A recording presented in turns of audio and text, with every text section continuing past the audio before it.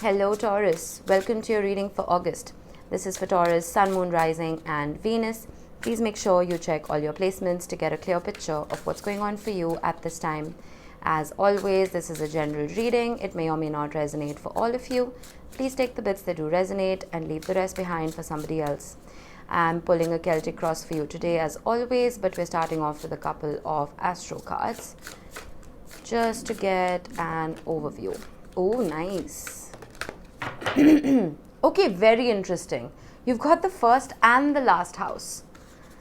House 1 talks about individuality, self-image and approach to life. And house 12 talks about spirituality, transcendence, karma, sacrificial service and healing.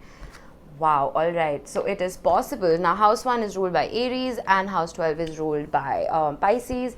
You may have those heavily in your chart. You could be dealing with somebody who has them in their chart. Either way. House 1, like the card mentions, talks about your image. It's the energy that people feel when you enter a room for the first time. Okay, it is a newborn energy. It is the first thing that people notice about you. It may not be something you feel about yourself. Like, I'm an Aries rising and a Cancer sun. I don't feel like an Aries. I feel like a Cancer, but people see me as an Aries. Either way, I feel like there's something that is shifting here. There is a change that is happening here. And a lot of that may have to do with your spirituality.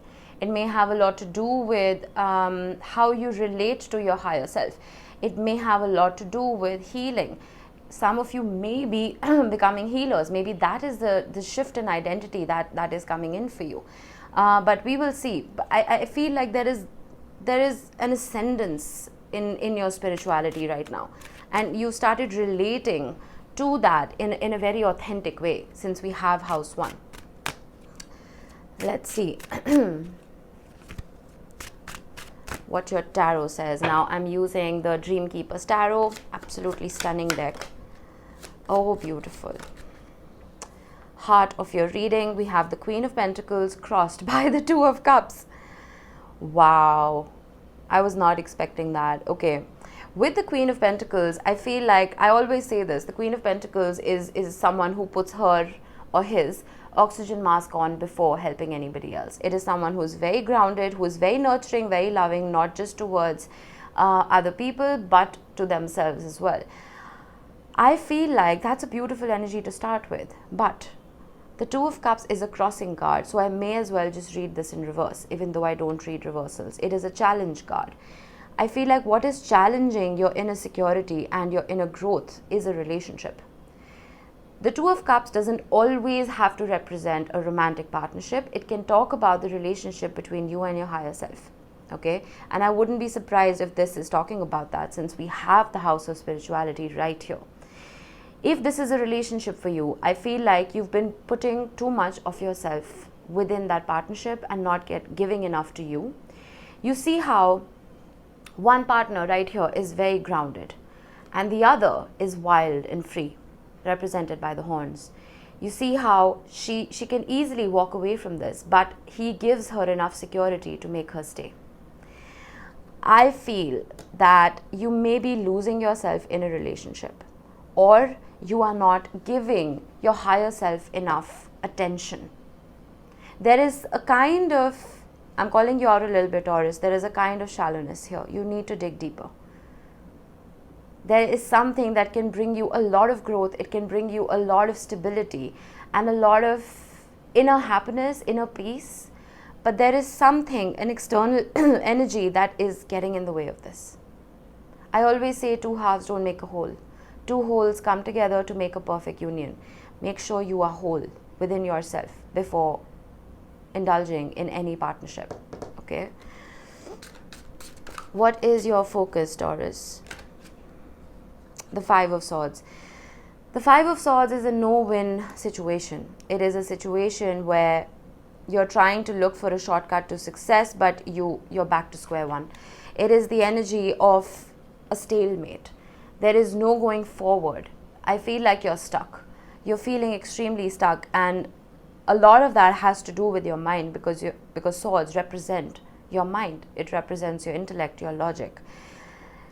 It was interesting when I read the book about this particular card. You see those, fishermen right there.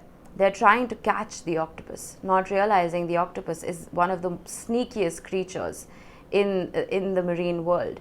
It is a creature that can elude even the most intelligent sailor.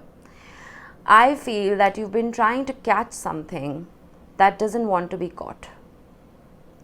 Again, I don't know if this is a person or it is a belief or it could be anything under the sun. But you're trying to catch something that cannot be caught, and you're trying to catch something thinking that it's going to be good for you when it actually won't be. So whatever it is that you've been focusing on is futile. I'm sorry, but I'm not clarifying, but that's the best I'm getting from this. You would know what this is for you. All right, let's see what was in the recent past. The Fool. Oh my God, Aries got the same card in the same position. There was a sense of adventure. There was a risk that you took. There was a leap of faith that you took. There was a new journey that you began. You left something behind and you started something brand new. Now, the Fool is somebody who can take that leap of faith without calculating the risks. It is a very childlike energy. It is a naive energy. I'm not saying it's an immature energy, but it is the energy of, well, I am sick and tired of the previous BS that I was dealing with. I want a fresh start. And we all go through that. I feel like that fresh start did happen for you, but there's something that got in the way. I'm not sure. I'm not sure what this is. And I feel like through this entire process, you are changing your identity. You are changing how you look at love. You're changing how you look at your heart. You're changing how you approach healing as a whole. Let's see, what is your strength? Okay, this is stunning. The King of Pentacles. We have a divine match right here. The King and the Queen of Pentacles right next to each other. Your strength is your ability to stay grounded, to work hard, to be generous of spirit, and to, well, stabilize yourself within yourself. The King of Pentacles does not need any external help to feel content and to feel absolutely fulfilled within his own energy. Again, no gender in tarot. The Queen of Pentacles is more giving, is more nurturing, is a kinder court card. The King of Pentacles can be a little stoic. It can be someone who is slightly unchanging. Taurus, you are a fixed earth sign, all right? And that is literally King of Pentacles energy. Hold on to your beliefs.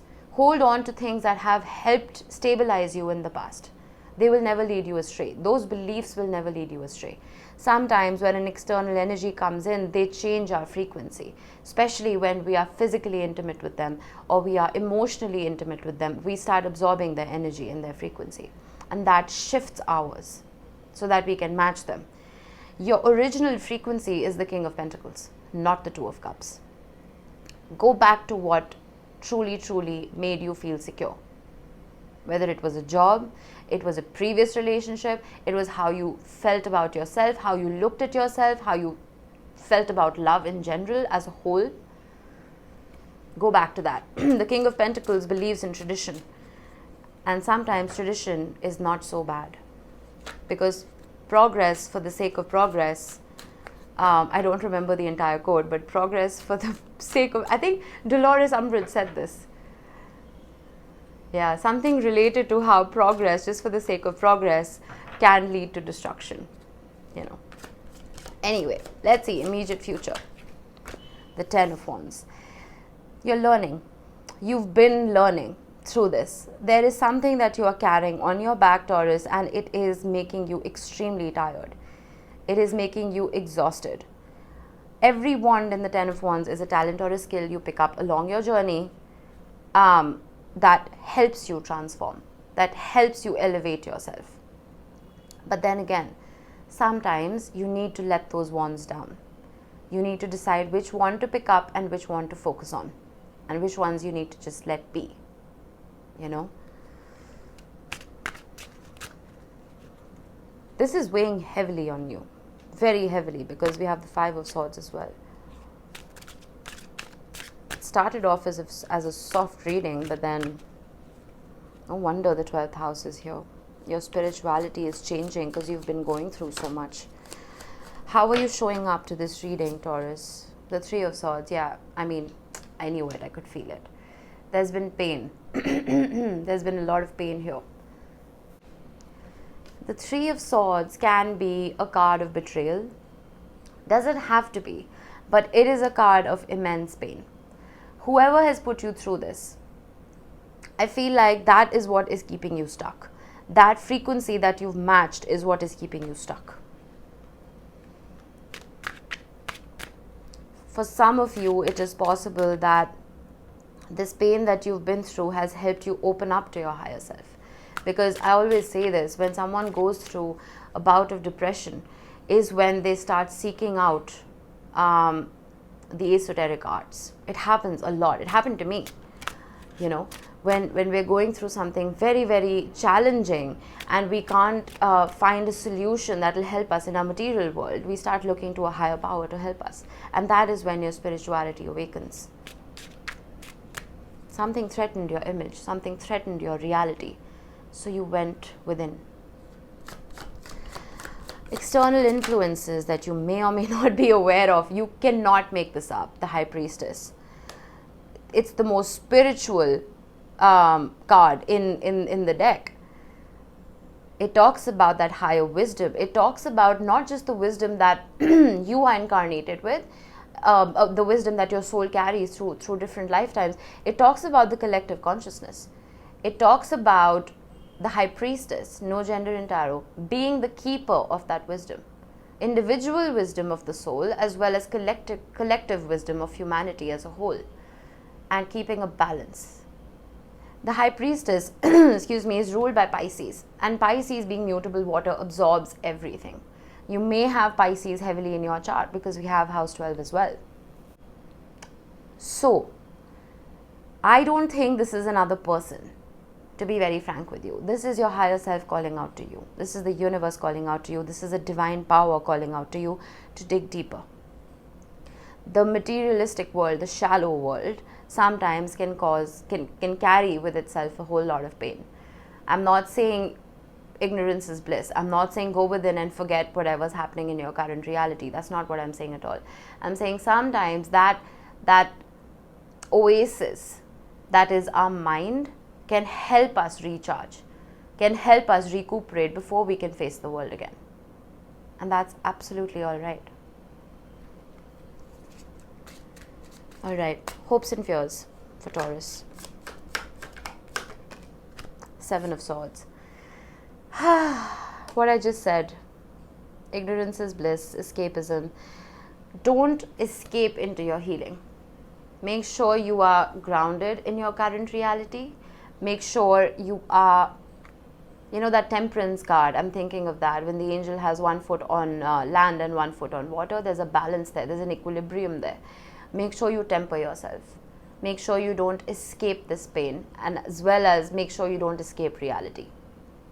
Okay? Let's see. Potential outcome for Taurus. The 9 of Swords. Get out of your head. You are in your head a lot, Taurus. And that's not good for you. I feel like there are nightmares. You're having trouble sleeping. There's a sense of anxiety. Look at the swords in your spread. 9 of Swords, 7 of Swords, 3 of Swords, 5 of Swords. And they're not the good kind of swords. There's a lot of mental energy here that's being wasted. Sometimes they say an idle mind is a devil's workshop. That's the feeling I'm getting. I feel like you've gone within so deep that you're not being able to pull yourself out. Again, when we don't have that 1 foot on land, that sense of groundedness leaves us, and we start floating in our spirituality. Does that make sense? And when we start floating in our spirituality, that 12th house energy is not all good. It can be bad as well. It can be something that completely ruins your peace of mind, because that's all you're thinking about. A balance needs to be maintained here, which is why I think we have house 1 and house 12. The extremes. Balance your spirituality and your reality. Funnel. Period of frustration, lessons to be learned. Yes, you do need to learn a few lessons right here, my friend. Whatever these lessons are, make sure you learn them so you don't have to repeat a grade. Bell, announcement. Let's get one more with this. Rooster, an arrogant, boastful person you should not cross. You would know who this is. Stay away from them. Sunrise, new creative ideas, new ventures, a fresh start. Finally, after all of this Swords energy, I'm glad to see that card. Flowers, happiness. You will get out of this. Just make sure you allow yourself to. Okay. Let's get you a couple of charms to close this off. No initials today. We have a safety pin which talks about mending, healing, fixing something. Whether it's a relationship, it is your relationship with your higher self, whatever it may be. We have an aircraft which talks about travel. You could be traveling to see somebody, they could be traveling to see you, or it could just be meditation. Literally traveling to a higher realm within your own mind. A snowflake, you would know what this means for you, but the winter months may carry a few surprises. We have the Hamsa hand, which talks about being protected. You are being protected by the universe and your higher self. And we have Scorpio. You could be dealing with a Scorpio or have it heavily in your chart. All right, Taurus, that was your reading. I hope it helped you guys. I will see you in the next one. Bye-bye.